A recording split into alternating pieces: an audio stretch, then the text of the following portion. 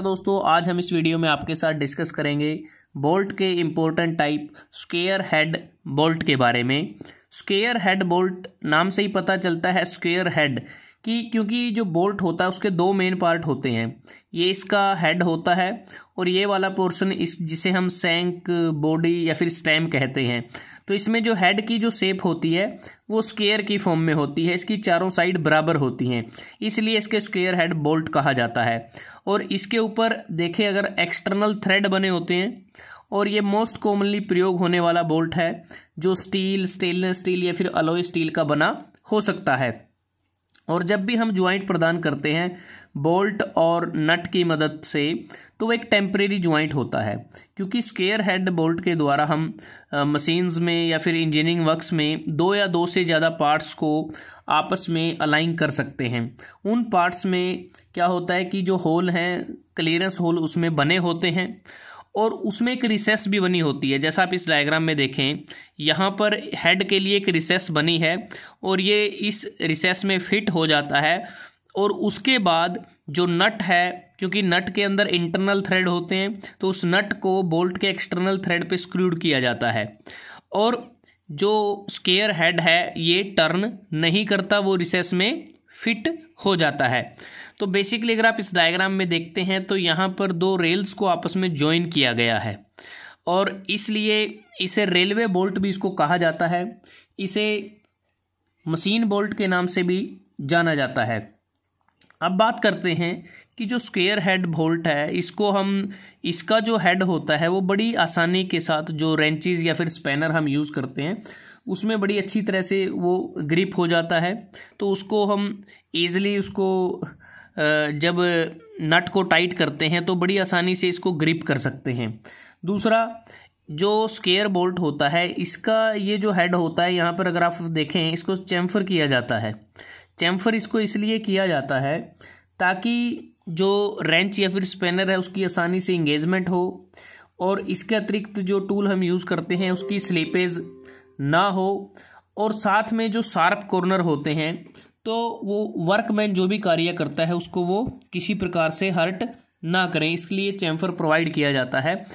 और अगर हम बात करते हैं स्क्वायर हेड के प्रोपोर्शन की, कि उसकी जो डायमेंशंस हैं वो किस प्रकार से होती हैं, क्योंकि जो बोल्ट होता है उसके दो मेन पार्ट होते हैं। ये इसका हेड है और ये पोर्शन होता है इसका बॉडी, जिसे हम शंख या फिर स्टेम भी कहते हैं।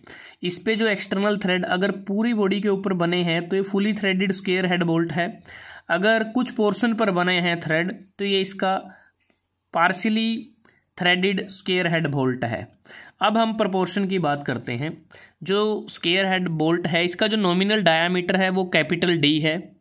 उसके बाद जो थिकनेस होती है, जो बोल्ट की थिकनेस है यहाँ से लेके यहाँ तक, ये 0.7 टाइम्स होती है नॉमिनल डायामीटर के। और ये जो एंगल हमें नज़र आ रहा है, ये वाला जो एंगल है, ये जो चैम्फर का एंगल है, ये 30 डिग्री का होता है। और जो ये वाली जो रेडियस है, जो चैम्फर आर्क की जो रेडियस है वो डायामीटर के 2 टाइम्स होती है। उसके बाद जो नेक्स्ट प्रोपोर्शन की अगर हम बात करें, जो विड्थ होती है, अगर आप ये व्यूज़ देखते हैं, टॉप व्यू देखते हैं, तो यहाँ से लेके यहाँ तक जो विड्थ है स्क्वायर हेड बोल्ट की वो 1.5 times of diameter plus 3 mm होती है। उसके बाद जो लेंथ होती है बोल्ट की, जो बोल्ट की लेंथ होती है उसमें हेड की थिकनेस को कंसीडर नहीं किया जाता, तो वो पूरी बॉडी की लेंथ है जिसे कैपिटल एल से इंडिकेट किया गया है। वो 3 टाइम्स ऑफ नॉमिनल डायामीटर से 20 टाइम्स ऑफ नॉमिनल डायामीटर तक हो सकती है आवश्यकता के अनुसार। उसके बाद है जिस पोर्शन पर थ्रेड बने होते हैं, जो थ्रेडेड पोर्शन होता है उसकी जो लेंथ है उसको L1 से इंडिकेट किया गया है। और जो L1 है, अगर जो नॉमिनल डायामीटर 80 मिलीमीटर तक है तो उस केस में जो थ्रेडेड जो पोर्शन की जो लेंथ है वो 3 times of nominal diameter plus 5 mm हो सकती है।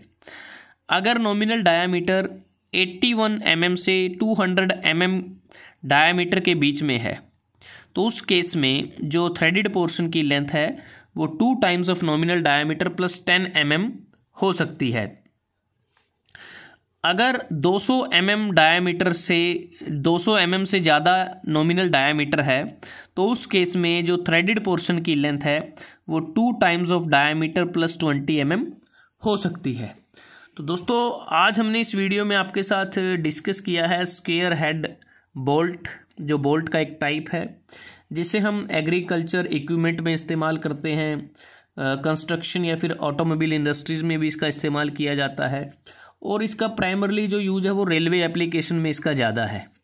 तो अगर आपको ये वीडियो अच्छा लगा आप इसको लाइक कर सकते हैं, शेयर कर सकते हैं अपने दोस्तों के साथ, स्टूडेंट्स के साथ, और जल्द ही हाजिर होते हैं एक नए वीडियो के साथ। तब तक के लिए धन्यवाद। आपका दिन शुभ रहे।